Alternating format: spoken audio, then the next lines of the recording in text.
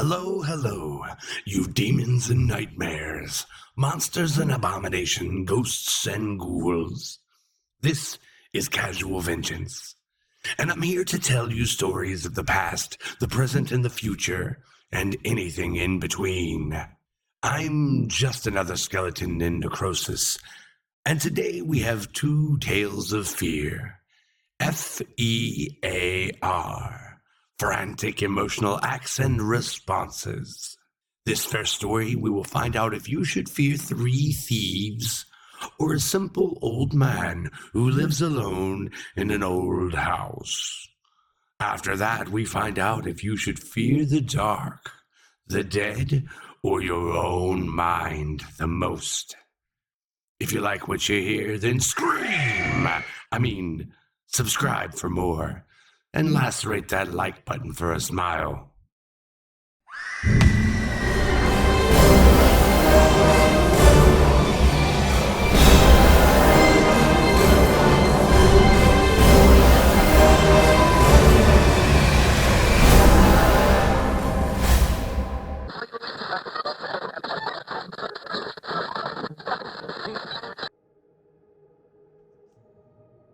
The Terrible Old Man by H.P. Lovecraft. It was the design of Angelo Ricci and Joe Zanuck and Manuel Silva to call on the terrible old man. This old man dwells all alone in a very ancient house on Water Street near the sea, and is reputed to be both exceedingly rich and exceedingly feeble, which forms a situation very attractive to men of the profession of messers. Ricci, Zanuck, and Silva, for that profession, was nothing less dignified than robbery. The inhabitants of Kingsport say and think many things about the terrible old man, which generally keep him safe from the attention of gentlemen like Mr. Ricci and his colleagues, despite the almost certain fact that he hides a fortune of indefinite magnitude somewhere about his musty and vulnerable abode. He is, in truth, a very strange person, believed to have been a captain of an East India clipper ship in his day, so old that no one can remember when he was young, and so taciturn that few knew his real name. Among the gnarled trees in the front yard of his aged and neglected place, he maintains a strange collection of large stones, oddly grouped and painted so that they resemble the idols in some obscure Eastern temple. This collection frightens away most of the small boys who love to taunt the terrible old man about his long white hair and beard, or to break the small paned windows of his dwelling with wicked missiles. But there are other things which frighten the older and more curious folk who sometimes steal up to the house to peer in through the dusty panes. These folks say that on the table in a bare room on the ground floor are many peculiar bottles, in each a small piece of lead suspended pendulum-wise from a string, and they say that the terrible old man talks to these bottles, addressing them by such names as Jack, Scarface, Long Tom, Spanish Joe Peters, and Mate Ellis. And whenever he speaks to a bottle, the little lead pendulum within makes certain definite vibrations as if in answer. Those who have watched the tall, lean, terrible old man in these peculiar conversations do not watch him again. But Angelo Ricci and Joe Zanuck and Manuel Silva were not of Kingsport blood.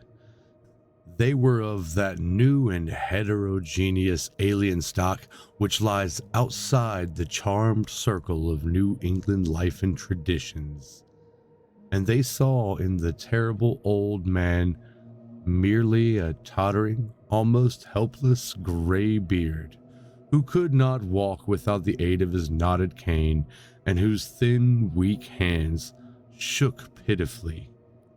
They were really quite sorry in their way for the lonely, unpopular old fellow whom everybody shunned, and at whom all the dogs barked singularly. But business is business, and to a robber whose soul is in his profession, there is a lure and a challenge about very old and feeble man who has no account at the bank, and who pays for his few necessities at the village store with Spanish gold and silver minted 2 centuries ago. Measures. Reese, Zanuck, and Silver selected the night of April 11th for their call. Mr. Reese and Mr. Silva were to interview the poor old gentleman, whilst Mr. Zanuck waited for them and their presumable metallic burden with a covered motor car in Ship Street, by the gate in the tall rear wall of their host's grounds. Desire to avoid needless explanations in case of unexpected police intrusions prompted these plans for a quiet and unostentatious departure. As prearranged, the 3 adventurers started out separately in order to prevent any evil-minded suspicions afterwards. Measures. Ricci and Silva met in Water Street by the old man's front gate, and although they did not like the way the moon shone down upon the painted stones through the budding branches of the gnarled trees, they had more important things to think about than mere idle superstition. They feared it might be unpleasant work, making the terrible old man loquacious concerning his hoarded gold and silver. Forage sea captains are notably stubborn and perverse. Still, he was very old and very feeble, and there were 2 visitors. Measures. Ricci and Silva were experienced in the art of making unwilling persons swallowable, and the screams of a weak and exceptionally vulnerable man can be easily muffled. So they moved up to the one lighted window and heard the terrible old man talking childishly to his bottles with pendulums.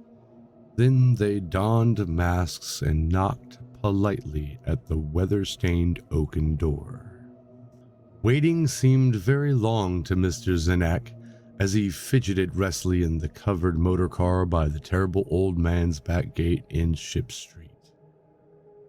He was more than ordinarily tender-hearted, and he did not like the heinous screams he had heard in the ancient house just after the hour appointed for the deed.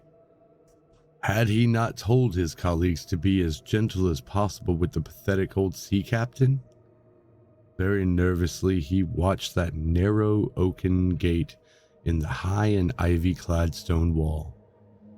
Frequently he consulted his watch and wondered at the delay. Had the old man died before revealing where the treasure was hidden? And had a thorough search become necessary?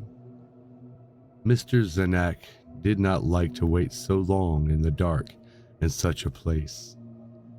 Then he sensed a soft tread or tapping on the walk inside the gate, heard a gentle fumbling at the rusty latch, and saw the narrow, heavy door swing inward. And in the pallid glow of a single dim street lamp, he strained his eyes to see what his colleagues had brought out of that sinister house which loomed so close behind. But when he looked, he did not see what he had expected, for his colleagues were not there at all, but only the terrible old man leaning quietly on his knotted cane and smiling hideously.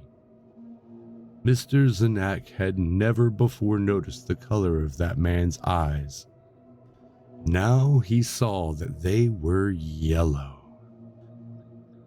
Little things make considerable excitement in little towns, which is the reason that the Kingsport people talked all that spring and summer about the 3 unidentifiable bodies, horribly slashed as with many cutlasses, and horribly mangled as by the tread of many cruel boot heels, which the tide washed in. And some people even spoke of things as trivial as the deserted motor car found in Ship Street, were certain especially inhuman cries, probably of a stray animal or a migratory bird heard in the night by wakeful citizens. But in this idle village gossip, the terrible old man took no interest at all. He was by nature reserved, and when one is aged and feeble, one's reserve is doubly strong. Besides, so ancient a sea captain must have witnessed scores of things much more stirring in the far-off days of his unremembered youth.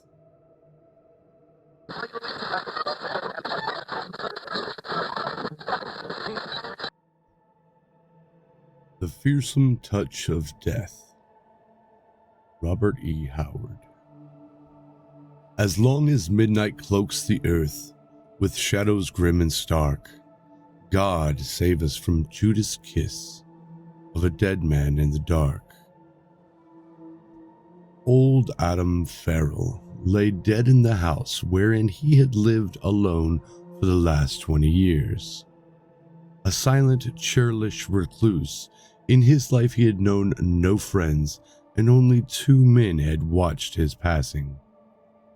Dr. Stein rose and glanced out the window into the gathering dusk. "You think you could spend the night here, then?" he asked his companion. This man, Fellred by name, assented. "Yeah, certainly. I guess it's up to me." "Rather a useless and primitive custom, sitting up with the dead," commented the doctor, preparing to depart. "But I suppose in common decency, we will have to bow to the precedent. Maybe I can find someone who will come over here and help you with your vigil." Fellred shrugged his shoulders. "I doubt it. Farrell wasn't known by many people. I scarcely knew him myself, but I don't mind sitting up with a corpse." Dr. Stein was removing his rubber gloves, and Fellred watched the process with an interest that almost amounted to fascination. A slight, involuntary shudder shook him at the memory of touching these gloves. Slick, cold, clammy things, like the touch of death. "You may get lonely tonight if I don't find anyone," the doctor remarked as he opened the door. "Not superstitious, are you?" Fellred laughed. "Scarcely. To tell the truth, from what I hear of Farrell's disposition, I'd rather be watching his corpse than to be his guest in life." The door closed and Fellred took up his vigil. He seated himself in the only chair the room boasted, glanced casually at the formless, sheeted bulk on the bed opposite him, and began to read by the light of the dim lamp which stood on the rough table. Outside, the darkness gathered swiftly, and finally Fellred laid down his magazine to rest his eyes. He looked again at the shape which had, in life, been the form of Adam Farrell, wondering what quirk in the human nature made the sight of a corpse not only so unpleasant, but such of an object of fear to many. Unthinking ignorance. Seeing in dead things a reminder of death to come, he decided lazily, and began idly contemplating as to what life had held for this grim and crabbed old man, who had neither relatives nor friends, and who had seldom left the house wherein he had died. The usual tales of miser-hoarded wealth had accumulated, but Fellred felt so little interest in the whole matter that it was not even necessary for him to overcome any temptation to pry about the house for possible hidden treasure. He returned to his reading with a shrug. The task was more boresome than he had thought for. After a while, he was aware that every time he looked up from his magazine and his eyes fell upon the bed with its grim occupant, he started involuntarily as if he had, for an instant, forgotten the presence of a dead man and was unpleasantly reminded of the fact. The start was slight and instinctive, but he felt almost angered at himself. he realized for the first time the utter and deadening silence which enwrapped the house. A silence apparently shared by the night, for no sound came through the window.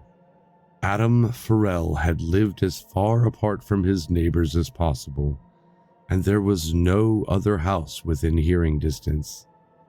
Allred shook himself as if to rid his mind of unsavory speculations and went back to his reading. A sudden, vagrant gust of wind whipped through the window, in which the light flickered, went out suddenly. Allred, cursing softly, groped in the darkness for matches, burning his fingers on the hot lamp chimney. He struck a match, relighted the lamp, and glanced over at the bed. Got a horrible mental jolt. Adam Farrell's face stared blindly at him, the dead eyes wide and blank, framed in the gnarled gray features. Even as Fallred instinctively shuddered, his reason explained the apparent phenomenon. The sheet that covered the corpse had been carelessly thrown across the face, and the sudden puff of wind had disarranged and flung it aside. Yet there was something grisly about the thing, fearsomely suggestive, as if, in the cloaking dark, a dead hand flung aside the sheet, just as if the corpse were about to rise. Volred, unimaginative man, shrugged his shoulders at these ghastly thoughts and crossed the room to replace the sheet. The dead eyes seemed to stare at him malevolently, with an evilness that transcended the dead man's churlishness in life. The workings of a vivid imagination, Fallred knew, and he recovered the gray face. Shrinking his hand chanced to touch the cold flesh, slick and clammy, the touch of death. He shuddered with the natural revulsion of the living for the dead, and went back to his chair and magazine. At last, growing sleepy, he lay down upon the couch which, by some strange whim for the original owner, formed part of the room's scant furnishings, and composed himself for slumber. He decided to leave the light burning, telling himself that it was in accordance with the usual custom of having lights burning for the dead, for he was not willing to admit to himself that already he was conscious of a dislike for laying in the darkness with a corpse. He dozed, awoke with a start, and looked at the sheeted form on the bed. Silence reigned over the house, and outside it was very dark. The hour was approaching midnight, with its accompanying eerie dominion over the human mind. Fallred glanced again at the bed where the body lay, and found the sight of the sheet object almost repellent. A fantastic idea had birthed in his mind and grew, that beneath the sheet, the mere lifeless body had become a strange, monstrous thing, a hideous conscious being that watched him with the eyes which burned through the fabric of the cloth. This thought, a mere fantasy of course, he explained to himself by the legends of vampires, undead, ghosts, and such the like. The fearsome attributes with which the living have cloaked the dead for countless ages, since primitive man first recognized in death something horrid and apart from life. Man feared death, thought Fallred, and some of his fear of death took hold on the dead so that they too were feared. And the sight of the dead engendered grisly thoughts, gave rise to dim fears of hereditary memory lurking back in the dark corners of the brain. At any rate, that silent, hidden thing was getting on his nerves. He thought of uncovering the face, on the principle that familiarity breeds contempt. The sight of the features, calm and still in death, would banish, he thought, all such wild conjectures as were haunting him in spite of himself. But the thought of those dead eyes staring in the lamplight was intolerable. So at last he blew out the light and lay down. This fear had begun stealing upon him so insidiously and gradually that he had not been aware of its growth. With the extinguishing of the light, however, and the little blotting out of the sight of the corpse, things assumed their true nature and proportions, and Fallred fell asleep almost instantly, on his lips a faint smile for his previous folly. He awakened suddenly. How long had he been asleep? He did not know. He sat up, his pulse pounding frantically, the cold sweat beading on his forehead. He knew instantly where he was, remembered the other occupant of the room. But what had awakened him? A dream? Yes, now he remembered. A hideous, heinous dream in which the dead man had risen from the bed and stalked stiffly across the room with his eyes of fire and a horrid leer frozen on his gray lips. Fallred had seemed to lie motionless, helpless. Then as the corpse reached a gnarled and horrible hand, he had awakened. He strove to pierce the gloom, but the room was all blackness, and without was so dark that no gleam of light came through the window. He reached a shaking hand toward the lamp, then recoiled as if from a hidden serpent. Sitting here in the dark with a fiendish corpse was bad enough, but he dared not light the lamp, for the fear that his reason would be snuffed out like a candle at what he might see. Horror, stark and unreasoning, had full possession of his soul. He no longer questioned the instinctive fears that rose in him. All those legends he had heard came back to him and brought a belief in them. Death was a hideous thing, a brain-shattering horror, imbuing lifeless man with a horrid malevolence. Adam Farrell, in his life, had been simply a churlish but harmless man. Now he was a terror, a monster, a fiend lurking in the shadows of fear, ready to leap on mankind with talons dipped deep in death and insanity. Fallred sat there, his blood freezing, and fought out his silent battle. Faint glimmerings of reason had begun to touch his fright when a soft, stealthy sound again froze him. He did not recognize it as the whisper of the night wind across the windowsill. His frenzied fancy knew it only as the tread of death and horror. He sprang from the couch, then stood undecided. Escape was in his mind, but he was too dazed to even try to formulate a plan of escape. Even his sense of direction was gone. Fear had so stifled his mind that he was not able to think consciously. The blackness spread in long waves about him. Its darkness and void entered into his brain. His motions, such as they were instinctive.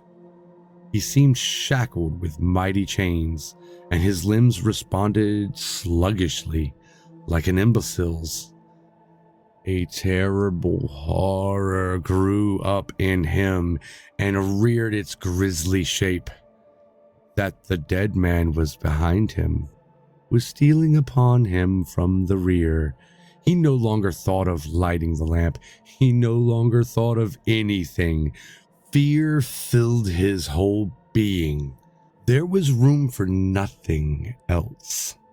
He backed slowly away in the darkness, hands behind him, instinctively feeling the way. With a terrific effort, he partly shook the clinging mists of horror from him, and the cold sweat clammy on his body, strove to orient himself. He could see nothing. but the bed was across the room in front of him.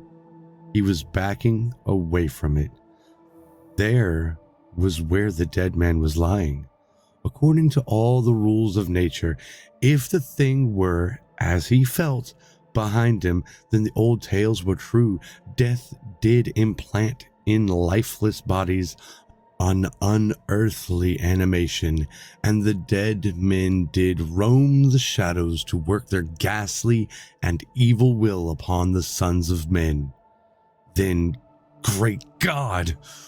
What was man but a wailing infant, lost in the night and beset by frightful things from the black abysses and the terrible unknown voids of space and time? These conclusions did not reach by any reasoning process. They leapt full grown into his terror-dazed brain. He worked his way slowly backward, groping, clinging to the thought that the dead man must be in front of him. Then his back-flung hands encountered something slick, cold, and clammy, like the touch of death. A scream shook the echoes, followed by the crash of a falling body. The next morning, they who came to the house of death found 2 corpses in the room. Adam Farrell's sheeted body lay motionless on the bed, and across the room lay the body of Fallred, beneath the shelf where Dr. Stain had absent-mindedly left his gloves. Rubber gloves, slick and clammy to the touch of the hand groping in the dark, a hand of one fleeing his own fear. Rubber gloves, slick and clammy and cold, like the touch of death.